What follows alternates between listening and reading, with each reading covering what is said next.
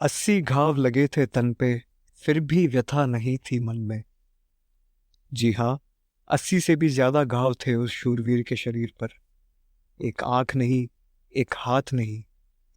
हम बात कर रहे हैं मेवाड़ के वीर पुत्र महाराणा संग्राम सिंह की। महाराणा संग्राम सिंह या महाराणा सांगा का जीवन मनुष्य के लिए किसी मिसाल से कम नहीं है। अगर कोई इंसान शारीरिक रूप से कमजोर होने के बावजूद अपनी कमियों से ऊपर उठकर दृढ़ निश्चय कर ले तो जीवन का कोई मुकाम उसके लिए असंभव नहीं रहता। महाराणा सांगा का जीवन हमें यही महत्वपूर्ण संदेश देता है। तो आइए बिना किसी देर के इस वीर पुरुष के अद्भुत जीवन के दर्शन करते हैं, जिसने अपने जीवन काल के दौरान लड़े 100 युद्धों में से 99 युद्ध जीते, पर जो एक युद्ध वो हारे, उसके परिणामों ने भारत का नक्शा ही बदल कर रख दिया।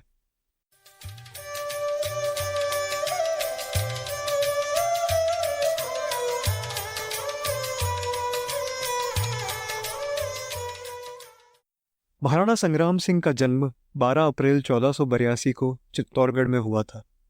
इनके पिता रायमल राजस्थान के सर्वप्रतापी सम्राट महाराणा कुंभा के पुत्र थे।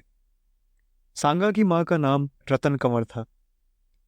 पृथ्वीराज और जयमल के बाद रायमल के पुत्रों में सांगा का स्थान तीसरे नंबर पर था। बचपन से ही सांगा थोड़े नम्र स्वभाव के थे। कई बार ऐसे कोमल स्वभाव वाले व्यक्तित्व को लोग डरपोक कहने की भी गलती कर बैठते हैं, पर मेरी माने तो नम्र स्वभाव और डरपोक होने में जमीन आसमान का अंतर है, और सांगा का जीवन भी मेरे इस कथन को एकदम सही साबित करता है। आइए उनके स्वभाव को और नजदीकी से समझते हैं, उनके बचपन में हुई कुछ घटनाओं से। एक बार तीनों भाई पृथ्वीराज, जयमल और सांगा अपने काका सूरजमल के साथ एक भविष्यवक्ता के पास गए। भविष्यवाणियों और ज्योतिष विद्या का हमेशा से भारतीय संस्कृति पर खासा प्रभाव रहा है। वहां जाकर पृथ्वीराज ने उस भविष्यवक्ता से सीधा सवाल किया कि मेवाड़ का अगला महाराणा कौन बने। भविष्यवक्ता ने आंखें बंद कर कुछ समय मौन धारण किया, फिर धीरे से अपना हाथ उठाते हुए सांगा की ओर इशारा कर दिया, यह बनेगा अगला महाराणा। यह सुनते ही बाकी दोनों भाई भौचक्के रह गए। पृथ्वीराज का पारा तो आसमान छू चुका था। उन्होंने तुरंत म्यान में से अपनी तलवार निकाली और सांगा पर टूट पड़े। उनकी तलवार के मुठ के वार से सांगा की एक आंख फूट गई। पृथ्वीराज को देख जयमल भी सांगा के ऊपर लपके। जैसे तैसे काका सूरजमल के बीच बचाव करने के कारण यह कलेश वहीं रुक गया।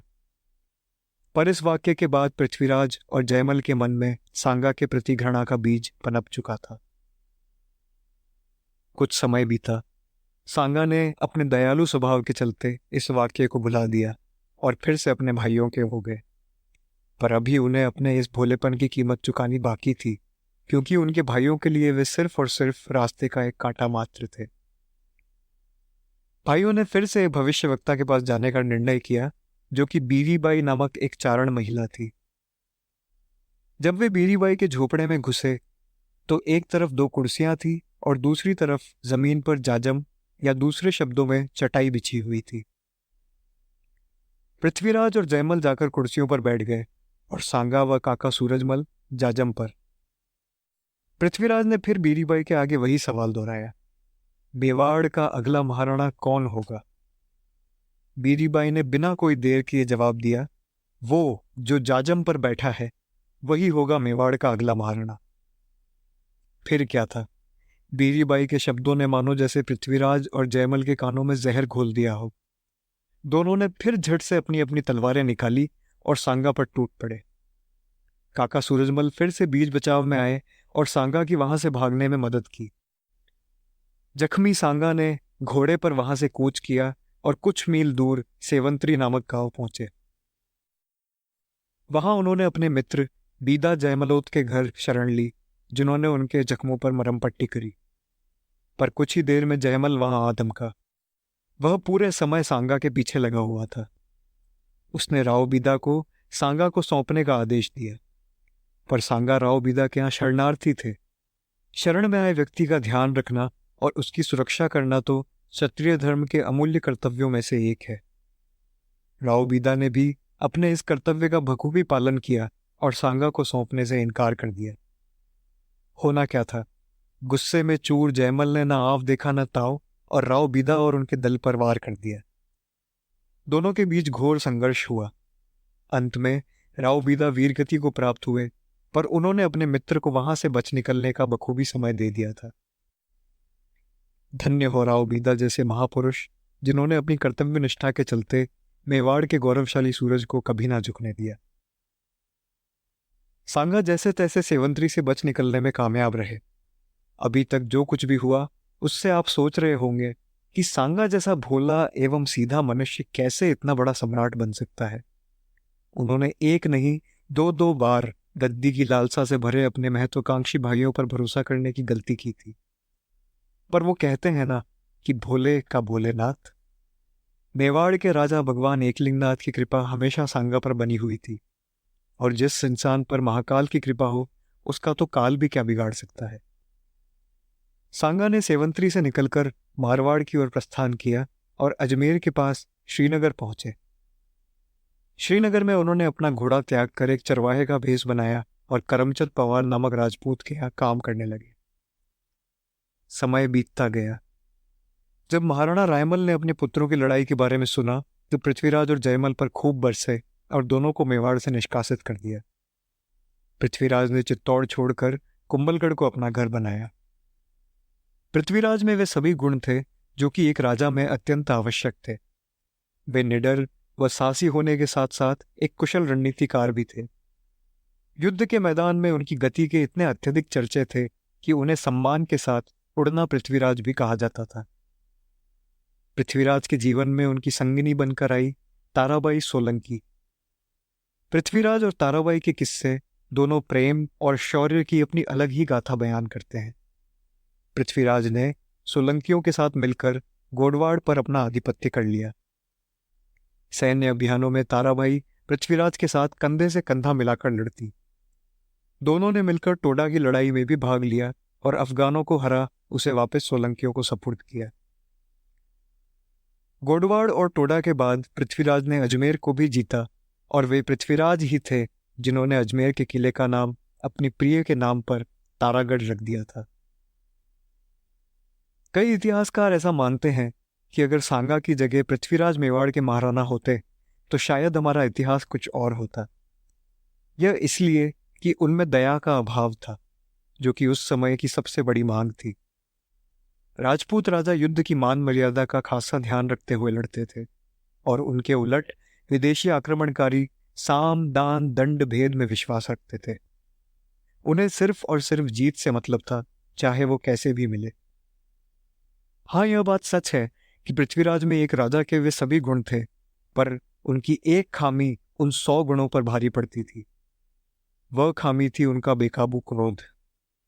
सांगा और पृथ्वीराज के बीच जो कुछ भी घटा वो सब उसी क्रोध की ज्वाला का फल था, और यही ज्वाला शायद पृथ्वीराज के अंत का कारण भी बनी।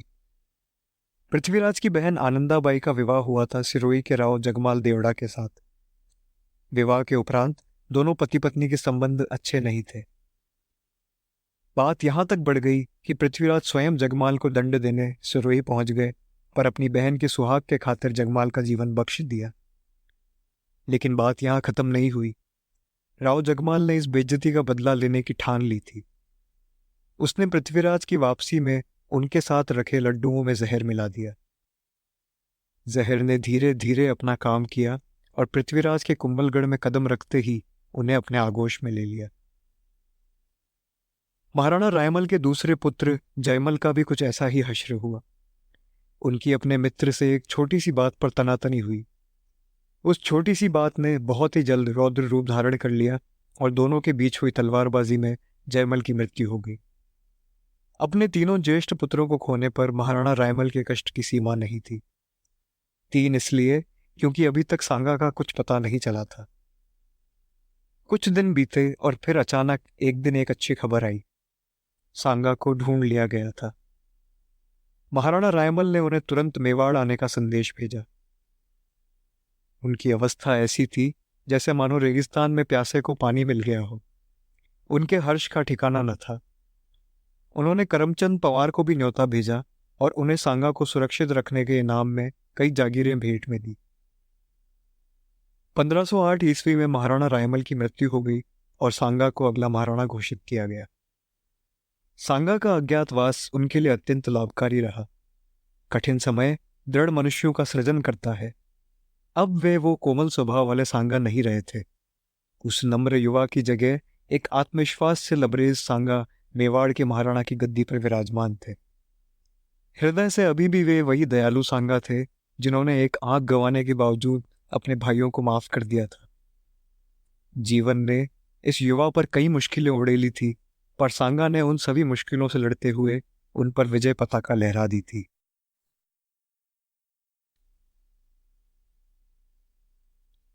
जब सांगा मेवाड़ की गद्दी पर आए तब भारत में भू राजनीतिक तांडव चल रहा था। उत्तर से लगातार बाहरी आक्रमण हो रहे थे। दिल्ली पर कोई हुकूमत ज्यादा समय टिक नहीं पा रही थी और फिलहाल लोदियों का राज था। मेवाड़ भले ही इस समय काफी मजबूत स्थिति में था, पर अपनी तीनों तरफ से दुश्मनों से घिरा हुआ था। उत्तर में दिल्ली, पूरब में मालवा और दक्षिण में गुजरात, जो कि मुस्लिम शासित प्रदेश थे। महाराणा कुंभा के सैन्य अभियानों और सांस्कृतिक उपलब्धियों के कारण मेवाड़ उस समय के उत्तर भारत की समृद्ध एवं शक्तिशाली राज्यों में गिना जाता था। सांगा ने महाराणा बनने के साथ ही अपने दादा के पदचिन्हों पर चलते हुए मेवाड़ की सीमाओं को बढ़ाने का कार्य शुरू किया। अपने शुरुआती वर्षों में सांगा ने राजस्थान के अन्य राजपूत राज्यों के साथ संबंध बनाए रखने तथा उन्हें और मजबूत करने की दिशा में भी काम किया। वे सांगा ही थे जिनके प्रयत्नों के कारण सभी राजपूत राज्य एक हुए थे। आमेर और मारवाड़ के साथ साथ कई छोटी बड़ी रियासतें मेवाड़ के छत्र के नीचे युद्ध किया करती थी। अब आप ही सोचिए कि पृथ्वीराज कछवाहा और राव मालदेव राठौड़ जैसे बड़े बड़े शूरवीरों को एक साथ लड़ने के लिए राजी करने वाला खुद कितना बड़ा शूरवीर रहा होगा। राजपूतानी की ऐसी एकता हमें सांगा के बाद सीधा 17वीं शताब्दी में वीर दुर्गादास राठौड़ के निस्वार्थ प्रयत्नों के बाद ही दिखाई पड़ती है। वाकई में राजपूताना शब्द का अर्थ सांगा के कार्यकाल में ही सार्थक होता है, जब भिन्न भिन्न राजपूत रियासतें अपने आपसी मतभेद बुलाकर एक उद्देश्य के लिए एक छत्र के नीचे आकर युद्ध किया करती थी। जैसा कि मैंने आपको पहले बताया कि उस समय दिल्ली पर लोदियों का राज हुआ करता था। सन 1517 में गद्दी पर बैठा था इब्राहिम लोदी, जो कि अपनी सीमाओं का विस्तार करने के लिए आतुर था। दक्षिण में था मेवाड़, जो उसके इन इरादों को पूरा करने के बीच में सबसे बड़ा रोड़ा था। सांगा ने वैसे भी कई छोटे मोटे अभियानों में लोदी के इलाकों पर कब्जा कर उसकी नींद हराम कर रखी थी, इसलिए युद्ध तो निश्चित था ही। यूं तो मेवाड़ और दिल्ली के बीच कई छोटी बड़ी मुठभेड़ हुई, पर उनमें दो युद्ध प्रमुख थे जिन्हें खतौली और बाड़ी के युद्धों के नाम से भी जाना जाता है।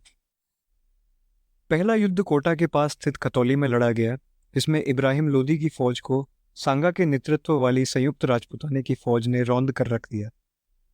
लोदी की हार का आलम इतना बुरा था कि सांगा उसके पुत्र को भी बंदी बनाकर चित्तौड़ ले आए थे, जिसे युद्ध के हार जाने का भुगतान करने के बाद ही रिहा किया गया।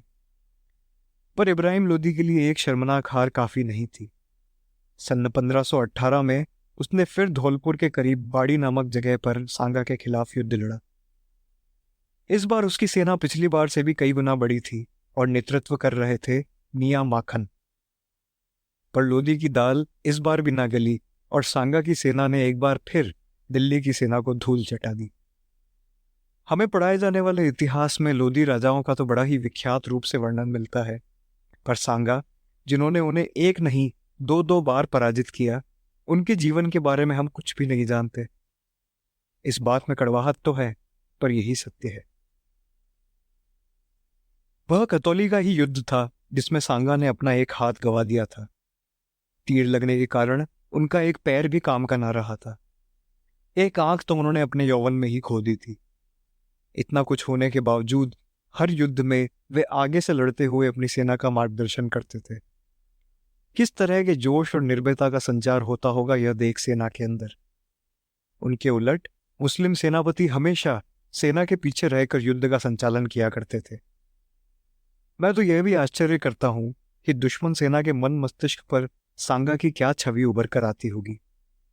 एक आंख नहीं, एक पैर नहीं, एक हाथ नहीं, कितने अधिक भयभीत होते होंगे वो सैनिक ऐसे मनुष्य की सिर्फ कल्पना मात्र से। खौफ शब्द ज्यादा सटीक बैठता है सांगा के प्रभाव का वर्णन करने के लिए। आधा युद्ध तो सांगा अपनी इस छवि के कारण ही जीत जाते हों। उनके इसी रूप के कारण उन्हें सैनिकों का भग्नावशेष भी कहा जाता है। भग्नावशेष यानी जो जलने के बाद बचता है, और सांगा भी शारीरिक रूप से पूर्ण नहीं थे। मुझे लगता है कि खतौली और बाड़ी के युद्धों के उपरांत महाराणा सांगा के आत्मविश्वास में कई गुना वृद्धि हुई होगी। वह एक साम्राज्यवादी राजा थे, और यह कहना गलत नहीं होगा कि उन्होंने दिल्ली को अपने राज्य की सीमाओं के भीतर लाने का पूरा पूरा मन बना रखा होगा। पर दिल्ली पर विजय पताका लहराने की उनकी चाह को अभी इंतजार करना बाकी था। उससे पहले सांगा का सामना हुआ मालवा और गुजरात की सल्तनत से।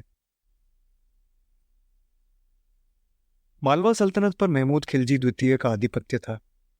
उस समय मांडू मालवा की राजधानी हुआ करती थी। महमूद खिलजी की सेनाओं का नेतृत्व करते थे मेदिनी राय, जो कि एक अत्यंत काबिल सेना नायक थे। यह कहना गलत नहीं होगा कि मेदिनी राय का मालवा पर वर्चस्व खिलजी से कई गुना अधिक था, क्योंकि मेदिनी ने राजपाट के ज्यादातर कार्य राजपूतों को सौंप रखे थे। स्वाभाविक रूप से दोनों के बीच गलतफहमियां पैदा हुई, और वो भी इस कदर हुई कि खिलजी ने मेदिनी राय की हत्या करवाने की कोशिश की, पर मेदिनी वहां से बच निकलने में कामयाब रहे। भले ही मेदिनी मांडू में नहीं थे, पर खिलजी का डर अभी खत्म नहीं हुआ था, क्योंकि उसके ज्यादातर अफसर राजपूत ही थे। एक दिन खिलजी शिकार के बहाने मांडू से निकला और सीधा गुजरात जाकर वहां के सुल्तान मुजफ्फर शाह से राजपूतों के खिलाफ मदद मांगी। मुजफ्फर शाह ने मालवा पर आक्रमण कर राजपूतों को मौत के घाट उतार वहां से गागरोन की ओर कूच किया, जो कि मेदिनी राय के अधीन था। जब मेदिनी राय को इस बात का पता चला तो उन्होंने सांगा से मदद की अपील की, जिसे सांगा ने स्वीकार कर लिया।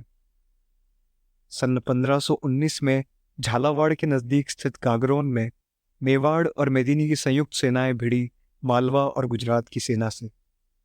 सांगा की विशाल सेना के आगे खिलजी की सेना बौनी पड़ गई और उनकी एक तरफा हार हुई। युद्ध इतना भीषण था कि गुजरात के लगभग 30 सेनापति मारे गए। सांगा के एक सेनापति हरिदास चारण ने तो स्वयं महमूद खिलजी को ही बंदी बना लिया। उनकी बहादुरी से सांगा इतने खुश थे कि उन्होंने हरिदास जी को चित्तौड़ की गद्दी भी भेंट में देनी चाहिए, पर हरिदास जी ने विनम्रता से मना कर दिया। मालवा में आधिपत्य के साथ ही सांगा ने जजिया शुल्क हटाया, जो कि मुसलमान शासकों द्वारा हिंदुओं पर लगाया जाता था। मेदिनी ने चंदेरी को अपनी राजधानी बनाया और भविष्य में मेवाड़ के बुलावे पर मदद के लिए आने का वचन दिया। इस तरह शुरुआत हुई महाराणा सांगा और मेदिनी राय की घनिष्ठ मित्रता की। महमूद खिलजी को सांगा चित्तौड़गढ़ लेके आए, जहां उसे 6 महीने रखा गया। सांगा ने खिलजी के सामने कुछ शर्तें रखी, जिनके पूरा होने के बाद सांगा ने उसे फिर से मांडू की गद्दी पर स्थापित कर दिया। ऐसा कहते हैं कि सांगा ने हमेशा खिलजी के साथ एक राजा की तरह ही व्यवहार किया। उदारता के मामले में तो सांगा का कोई सानी न था, और ऐसे कई उदाहरण हमें आगे भी मिलेंगे जो इस कथन की सत्यता पर मोहर लगाते हैं। खिलजी के एक पुत्र को अच्छे संबंधों के खातिर मेवाड़ में रखा गया, पर यह अच्छे संबंध सिर्फ कागज पर ही थे। वास्तव में खिलजी के मन में सांगा की यह दयालुता कभी घर न कर पाई, और वह हमेशा किसी न किसी रूप में मेवाड़ के खिलाफ योजनाओं में भाग लेता रहा। वर्तमान गुजरात के साबरकांठा जिले में ईडर नामक एक बड़ी रियासत हुआ करती थी। यहां राठौड़ वंश का शासन था। 1517 से 1520 ईस्वी के बीच ईडर में रायमल एवं भारमल राठौड़ के बीच उत्तराधिकारी संघर्ष चल रहा था। रायमल रिश्ते में सांगा के जमाई लगते थे। उनके पिता सूरजमल ईडर के शासक थे। रायमल छोटे ही थे जब उनके पिता की मृत्यु हो गई और राज्य उनके काका भीम ने हथिया लिया। काका भीम के पुत्र थे भारमल, जो कि अगले राजा बनाए गए, पर कायदे से गद्दी रायमल को मिलनी चाहिए थी। सांगा ने इसी बात का समर्थन करते हुए भारमल को गद्दी से उतार रायमल को ईडर का राजा घोषित करवाया। भारमल के अहम को अत्यंत हानि पहुंची और उसने दौड़ लगाई अहमदाबाद के सुल्तान मुजफ्फर शाह के पास, जिसने मुबारिज उल मुल्क को ईडर का सूबेदार बनाकर भेजा। मुबारिज ने रायमल को पराजित किया और भारमल को अपनी कठपुतली बनाकर ईडर की गद्दी पर बैठा दिया। रायमल ने इसके बाद भी संघर्ष किया, पर वे ज़्यादा नहीं जी पाए और 1519 में उनकी मृत्यु हो गई। इस दौरान एक किस्सा घटा। ईडर का दरबार लगा हुआ था, जिसमें मुबारिज़-उल मुल्क भी मौजूद था। एक भाट कवैये ने दरबार में जाकर सबके सामने सांगा की बहादुरी से जुड़े गीत प्रस्तुत किए, जो कि मुबारिज़ को चुभ गए। उसने सांगा की खिल्ली उड़ाने हेतु एक कुत्ता पाला, जिसका नाम भी सांगा रख दिया। इसी दौरान भारमल ने भी पुरानी बातें भुलाकर सांगा से राज्य वापस दिलवाने की गुहार लगाई, जिसे सांगा ने सहर्ष स्वीकार कर लिया। उन्होंने मारवाड़ के राव गांगा, वागड़ के रावल उदय सिंह और मेड़ता के राव वीरमदेव के साथ मिल 40,000 की सेना के साथ ईडर एवं मुबारिज़ के अहंकार पर आक्रमण किया। विस्तार में जाने से पहले आपको आगे आने वाली महत्वपूर्ण जगहों की दूरियां समझाना चाहूंगा। ईडर से अगर हम चलें तो अहमदनगर लगभग 30 किलोमीटर दूर और मोहम्मदाबाद लगभग 200 किलोमीटर दूर है। अहमदनगर से अहमदाबाद की दूरी है 80 किलोमीटर। अहमदाबाद उस समय गुजरात सल्तनत की राजधानी हुआ करती थी। मुजफ्फर शाह ने जब यह सुना कि सांगा ईडर की तरफ आ रहे हैं, तो उसने मुबारिज़ की मदद के लिए सेना भेजी और खुद मोहम्मदाबाद चला गया, जिसे हम आज चांपानेर के नाम से भी जानते हैं। क्योंकि मुबारिज़ के पास ईडर में 900 सैनिक ही थे, इसलिए उसे पीछे हटना पड़ा। उसने अहमदनगर के किले में जाकर शरण ली, पर सांगा ने उसका पीछा करते हुए किले का घेराव कर दिया। अहमदनगर को हम आज हिम्मतनगर के नाम से जानते हैं। हिम्मतनगर में कानादेव नामक एक बहादुर सैनिक की वीरता का किस्सा आपको सुनाना चाहूंगा, जिसके अमूल्य बलिदान के चलते ही सांगा किले को भेदने में सक्षम हो पाए। पुराने जमाने में किले के दरवाजों पर लोहे की बड़ी बड़ी कीलें लगवाई जाती थी, ताकि हाथी दरवाजों को तोड़ने की हिम्मत ना कर पाए। हिम्मतनगर के किले का दरवाजा भी कुछ ऐसा ही था, और महाराणा सांगा का कोई भी हाथी उस दरवाजे के आसपास भटकने की भी हिम्मत नहीं जुटा पा रहा था। इतने में कानादेव नामक एक सैनिक को एक युक्ति सूझी। उसने खुद को दरवाजे की कीलों के आगे खड़ा कर दिया और सांगा से आग्रह किया कि अब हाथियों को लाया जाए। उसके आगे खड़ा होने के कारण हाथी का भय खत्म हो गया और उसने कान्हा के शरीर के जरिए दरवाजे पर वार किया। कान्हा उसी क्षण वीरगति को प्राप्त हो गए, पर उनके इस अद्भुत अदम्य साहस के चलते किले का दरवाजा टूट गया और सांगा ने किले पर कब्जा कर लिया। मुबारिज़-उल मुल्क हमले में घायल हो गया, पर वहां से बच निकलने में कामयाब रहा और इस बार उसने और पीछे हटते हुए अहमदाबाद जाकर शरण ली। सांगा ने आगे बढ़ते हुए विशाल नगर पर भी अपना आधिपत्य किया। उनके गुजरात आने के 2 उद्देश्य थे। पहला, ईडर को सल्तनत के चंगुल से मुक्त कराना, और दूसरा, मुबारिज़-उल मुल्क को सबक सिखाना। चूंकि उनके दोनों ही उद्देश्य बखूबी पूरे हो चुके थे, इसलिए उन्होंने वापस चित्तौड़गढ़ जाना ही उचित समझा। पर बात यहीं खत्म नहीं हुई। मुजफ्फर शाह ने एक बड़ी सेना एकत्रित की और सांगा द्वारा किए गए इस अपमान का बदला लेने के लिए मंदसौर के किले का घेराव किया। मंदसौर वर्तमान में मध्य प्रदेश का हिस्सा है और चित्तौड़ से लगभग 100 किलोमीटर दूर है। मालवा से महमूद खिलजी भी अपनी सेना लेकर मुजफ्फर शाह की मदद के लिए आया। जब सांगा ने यह खबर सुनी, तो उन्होंने भी मदीनी राय के साथ मंदसौर की ओर कूच किया। इस बार सांगा की सेना का नेतृत्व कर रहे थे रायसेन के शिलादी तंवर। शिलादी तंवर का जिक्र हम आगे भी करेंगे। एक बार फिर गुजरात की सेना को मुंह की खानी पड़ी और फिर से हरजाना भरा मालवा के महमूद खिलजी ने, बशर्ते कि महाराणा उसके पुत्र को वापस मांडू भेज दें। पर गुजरात का अध्याय मेवाड़ के लिए अभी पूरा नहीं हुआ था। उसे खून की स्याही से पूरा किया बहादुर शाह ने, जिसका वर्णन हम अंत में करेंगे। महाराणा संग्राम सिंह ने दिल्ली, गुजरात और मालवा के विरुद्ध कई युद्ध लड़े एवं उन सभी युद्धों में वे विजयी भी रहे, पर उनके जीवन की सबसे बड़ी कसौटी अभी बाकी थी। सन 1526 में हिंदुस्तान में दस्तक दी बाबर ने, और आगे जो कुछ भी घटा उसने भारत के इतिहास का तख्ता पलट कर दिया। ज़हीरुद्दीन मोहम्मद या बाबर का जन्म सन 1483 में उज़्बेकिस्तान की फरगाना घाटी में हुआ।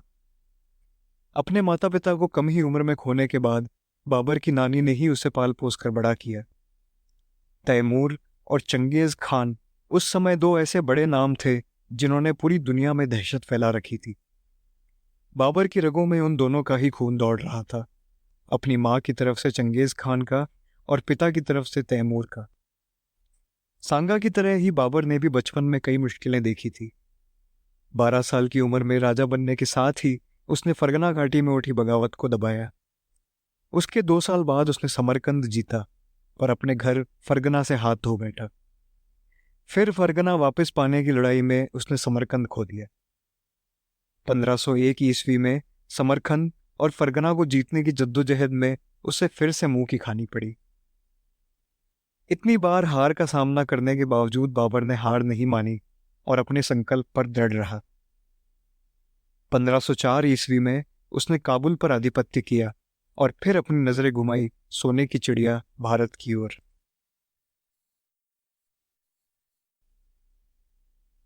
बाबर की जीवन गाथा को बाबरनामा कहा गया है, जो कि उसकी रोज की दिनचर्या का वर्णन था। इसमें बाबर लिखता है कि महाराणा सांगा ने ही उसको हिंदुस्तान आने का न्योता भेजा था। उसके मुताबिक राणा सांगा इब्राहिम लोदी के विरुद्ध उसकी मदद चाहते थे, जो कि बड़ी ही आश्चर्यचकित करने वाली बात है। वह इसलिए कि जो महाराणा सांगा इब्राहिम लोदी को अनेकों युद्धों में धूल चटा चुके थे, वे भला क्यों किसी विदेशी आक्रमणकारी से मदद की गुहार लगाएंगे।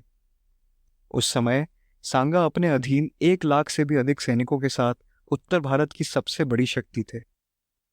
बाबर की लिखी इस बात में जितना भी सच था, वो तो बाबर के साथ ही दफन हो गया।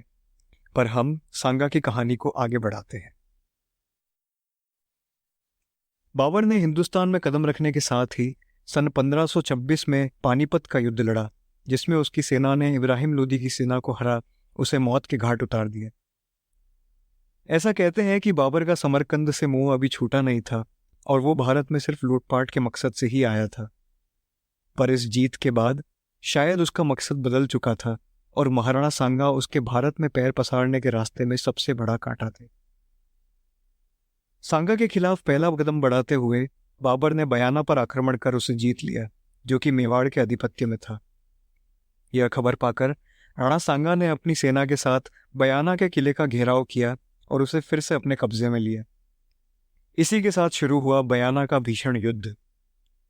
बाबर ने अब्दुल अजीज के नेतृत्व में सेना भेजी, जिसे राजपूताना के वीरों ने रौंद कर रख दिया। बाबर की सेना के पास भागने के अलावा और कोई चारा ना बचा था उस दिन।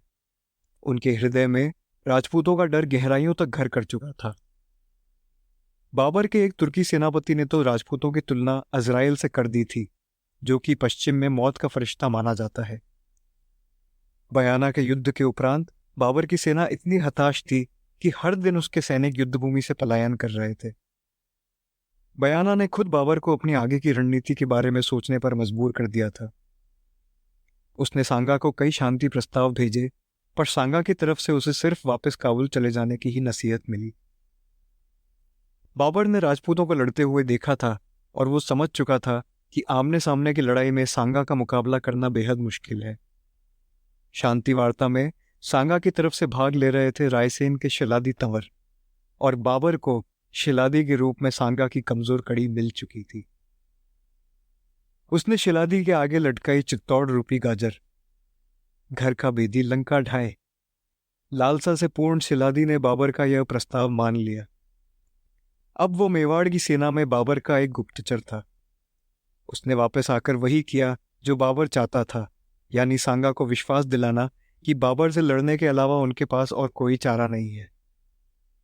सांगा ने भी शिलादी की बातों पर भरोसा कर लिया और तैयारियां शुरू हुई खनवा के युद्ध की, जो कि हर मायने में पानीपत से कई गुना बड़ा युद्ध था। बाबर ने भले ही सांगा की संयुक्त सेना रूपी दीवार में दरार डाल दी थी, पर उसकी खुद की सेना का मनोबल अभी भी फर्श पर था। जब बाबर हर तरह से उनके आत्मविश्वास को उठाने में विफल रहा, तो अंत में उसने अपनाया सदियों पुराना आजमाया और परखा उपाय। युद्ध से एक रात पहले उसने सैनिकों की धार्मिक भावनाओं को ललकारा। उसने इस्लाम का हवाला देते हुए खानवा के युद्ध को जिहाद घोषित किया, जो कि इस्लाम में दूसरे धर्मों के विरुद्ध लड़ा जाने वाला एक पवित्र युद्ध माना जाता है। बाबर की हताशा का आलम यहां तक था कि उसने कसम खाई कि आज के बाद वह कभी शराब को हाथ तक नहीं लगाएगा, और उसने शराब से जुड़े सभी बर्तन फिकवा दिए। धार्मिक मामलों में बाबर भी उस समय के बाकी आक्रमणकारियों से कम नहीं था। मंदिरों और हिंदू आस्था से जुड़े प्रतीकों को नष्ट करना उसकी फितरत में था। बाबर की धार्मिक हिंसा का बखान तो खुद महान सिख गुरु श्री गुरु नानक देव जी ने भी अपने लेखों में किया है। सांगा के लिए खनवा का युद्ध इन्हीं आक्रमणकारियों और उनकी क्रूर नीतियों से निजात पाने का जरिया था। मोहम्मद कासिम और गजनी के समय से चले आ रहे नरसंहारों और लूटपाट से आम जनता त्रस्त थी, और सांगा का अभियान भी इसी भय के विरुद्ध था।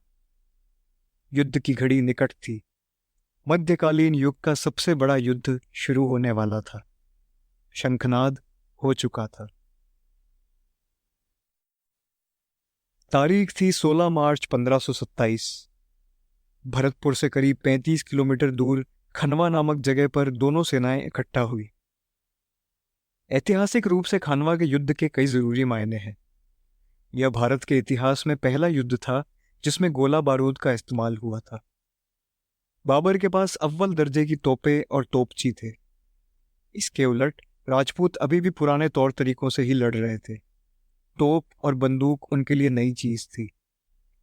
इसके अलावा बाबर तुलुगामा और अराबा जैसी आधुनिक युद्ध नीतियों में भी पारंगत था। फैसले की घड़ी निकट थी। हर हर महादेव की हुंकारों के साथ मेवाड़ के सैनिक आत्मविश्वास से लबरेज थे। उस दृश्य के बारे में सोचने मात्र से ही रोंगटे खड़े हो जाते हैं। सांगा की तरफ से जोधपुर के राव मालदेव, आमेर के पृथ्वीराज कछवाहा, चंदेरी से मदीनी राय, हसन खां मेवाती और कई छोटी बड़ी रियासतें मुगलों के दांत खट्टे करने को आतुर थी। इब्राहिम लोदी के परिवार के भी कई लोग बाबर के खिलाफ सांगा की मदद को आए। युद्ध का बिगुल बजते ही राजपूत एक भूखे शेर की भांति बाबर की सेना पर टूट पड़े। शुरुआत में तो सांगा की सेना मुगल सेना पर भारी पड़ रही थी, पर फिर बाबर ने तोपों को आगे किया और पूरे युद्ध क्षेत्र पर धूल की चादर छा गई। तोपों का एक ही गोला जाने कितने सैनिकों को मौत के घाट उतारने में सक्षम था। उनका शोर सांगा के घोड़ों और हाथियों के लिए भी नया था, जिसके चलते कई हाथी मेवाड़ की सेना को ही कुचलने लगे। अफरा तफरी मची हुई थी सांगा के खेमे में उस दिन। तोपों की गर्जना और धूल के बीच सैनिकों को संभलने में कुछ वक्त लगा। सांगा के पास तोपों के जवाब में कोई हथियार न था, और उन्हीं से उनकी सेना को सबसे ज्यादा क्षति पहुंच रही थी। तोपों को आसानी से इधर उधर ले जाने हेतु बैलगाड़ी के ऊपर बांधा गया था, और उनके पीछे छिपे थे बाबर के बंदूकची। जब कोई और उपाय ना सूझा तो राजपूत सैनिकों ने शौर्य का एक अद्भुत नमूना पेश किया। तोप के गोलों और बंदूकचियों से बचते हुए राजपूताना के सैनिक तोप के नजदीक जाकर अपना सर उसमें डाल देते। जैसे ही तोपची उसे चलाते तो रास्ता बंद होने के कारण उसमें विस्फोट होता और वे किसी काम की ना रहती। ऐसा करते हुए न जाने कितनी ही तोपों को सांगा के शूरवीरों ने बेकार कर दिया, पर नुकसान तो किया जा चुका था। धीरे धीरे राजपूत सैनिकों के हौसले पस्त हो रहे थे। जब सांगा ने यह महसूस किया तो हमेशा की तरह वह सबसे आगे जाकर लड़ने लगे। उन्हें आशा थी कि उन्हें लड़ता देख सेना में आत्मबल प्रबल होगा। कुछ हद तक यह कामयाब भी रहा, पर फिर बाबर ने अपनी अगली चाल चली। उसने तीरंदाजों की एक छोटी टुकड़ी को सिर्फ सांगा पर तीर बरसाने का काम सौंपा। सांगा हाथी पर सवार थे। उस दिन शायद किस्मत का पलड़ा बाबर की तरफ भारी था, और एक तीर सीधा आकर सांगा के सर में लगा और वे वहीं बेहोश हो गए। सैनिकों ने अपने राजा को हौदे में गिरते हुए देख लिया था। उन्हें लगा सांगा मर चुके हैं। जैसे ही मेवाड़ के सेनापतियों ने यह देखा तो उन्होंने सांगा को हौदे से निकालकर एक सुरक्षित स्थान पर पहुंचाया। इसी दौरान सादड़ी के अज्जा झाला, जो कि कद काठी में सांगा जैसे ही थे, उन्होंने मेवाड़ का राज चिन्ह धारण किया और युद्ध जारी रखा। पर सांगा की मौत की अफवाह जंगल की आग की तरह फैल चुकी थी। यह चल ही रहा था जितने में बाबर ने अपना अगला मोहरा आगे किया। उसने सरदार शिलादी तंवर को इशारा किया और शिलादी अपनी 30,000 की सैन्य टुकड़ी के साथ युद्ध के बीचों बीच बाबर की सेना में जा मिला। बाबर की चाल कामयाब रही। शिलादी के इस हीन कृत्य से तंवर वंश कलंकित हो चुका था, पर इस कलंक को कुछ दशकों बाद ही धो दिया गया जब हल्दीघाटी के युद्ध में सांगा के पोते महाराणा प्रताप की तरफ से लड़ते हुए राम शाह तंवर ने अपना पूरा वंश मेवाड़ की आज़ादी के लिए समर्पित कर दिया। उनकी अगली 2 पीढ़ियां, बेटे और पोते, एक साथ लड़ते हुए वीरगति को प्राप्त हो। जैसे ही शिलादी ने पक्ष बदला, मेवाड़ के सेनापति समझ गए थे कि पीछे हटने में ही भलाई है। सांगा गंभीर रूप से जख्मी थे। जब उन्हें होश आया तो उन्होंने हठ करी कि उन्हें वापस युद्ध के बीच ले जाया जाए, पर उनकी ऐसी हालत में यह संभव नहीं था। मेवाड़ की सेना फिर से दौसा के पास बसवा नामक जगह पर एकत्रित हुई और बाबर के खिलाफ एक नई रणनीति पर काम शुरू किया गया। सांगा ने कसम खाई कि जब तक वे बाबर को पराजित नहीं कर देते, वे सर पर पाग नहीं पहनेंगे, ना ही वापस चित्तौड़ जाएंगे। बाबर ने खनवा के युद्ध के बाद गाजी की उपाधि धारण की, पर गाजी के दिल में बैठा राजपूतों का डर अभी खत्म नहीं हुआ था। जब बाबर की सेना वापस दिल्ली लौट रही थी तो उन्हें डर था कि राजपूत उन पर अकस्मात हमला कर देंगे। जैसा मैंने पहले भी कहा कि खौफ शब्द ज्यादा सटीक बैठता है मुगलिया सेना की भावना व्यक्त करने में। सांगा कमजोर जरूर थे, पर अभी जिंदा थे और बाबर की नींद हराम करने के लिए इतना ही काफी था। खनवा के युद्ध को लगभग 9 महीने बीत चुके थे। इन 9 महीनों में मेवाड़ ने बाबर के खिलाफ अपना संघर्ष जारी रखा। जनवरी 1528 में बाबर ने मालवा की तरफ बढ़ते हुए मेदिनी राय की राजधानी चंदेरी पर आक्रमण किया। जब सांगा को इस बारे में पता चला तो उन्होंने अपने मित्र की मदद के लिए चंदेरी की ओर कूच किया, पर उनके जख्म उनकी इच्छा शक्ति पर भारी पड़ रहे थे। वर्तमान उत्तर प्रदेश में कालपी नामक जगह पर महाराणा संग्राम सिंह ने अपनी आखिरी सांसें ली।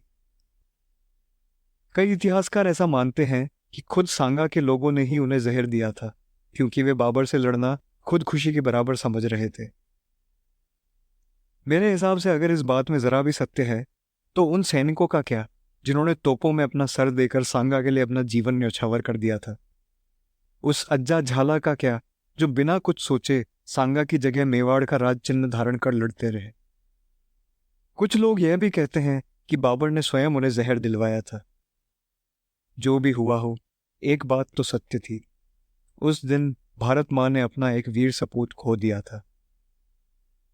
सांगा के साथ इकलौता छल सरदार शिलादी ने ही नहीं किया। एक किस्सा सुनाना चाहूंगा आपको सांगा के जीवन काल के दौरान, जब भी उनके दयालुता को सिर्फ धोखे से ही नवाजा गया था। मेवाड़ और गुजरात के युद्ध के उपरांत मुजफ्फर शाह के लड़के बहादुर शाह ने पिता के खिलाफ बगावत कर दी।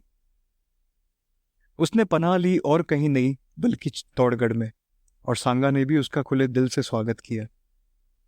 सांगा की मां ने तो उसे अपने पुत्र का दर्जा दिया।